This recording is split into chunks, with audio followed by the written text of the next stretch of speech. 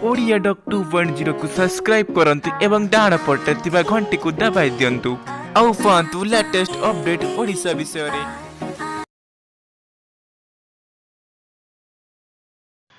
IPL 12तम संस्करण पर खेलाड़ी नीलाम प्रक्रिया शेष होईची।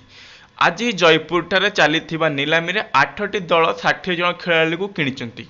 एमानंक पई 8टी जाग फ्रांचाइज 106.80 कोटी खर्च करिसंती।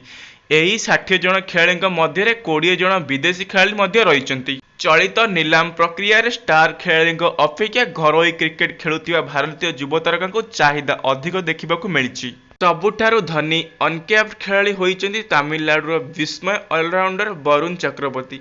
तांकू किंग एकादश पंजाब 8.4 कोटी रे किनि नेइछि। सेहीपरि जयदेव उनादकंड को राजस्थान रॉयल्स 8.4 कोटी रे निज पाखरे रखिछि। विदेशी खेलाड़ी मध्य वेस्टइंडीज ऑलराउंडर को चाहिदा अधिक रहिथिला, किंतु इंग्लैंड ऑलराउंडर सैम करन को सबुठु दामी खेलाड़ी भाबे निया जाइछि। तांकू पंजाब 7.2 कोटी रे किनिछि।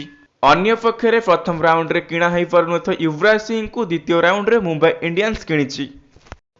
किंतु Cheteshwar Pujara, Brendon McCullum, Dale Steyn को भरी स्टार खेलाड़ी को कौनसी दल किनिबा को आग्रह होई नांती। आसंतु जानिबा केउं दल रे केउं खेलाड़ी केते कोटी रे किणा होइचंती।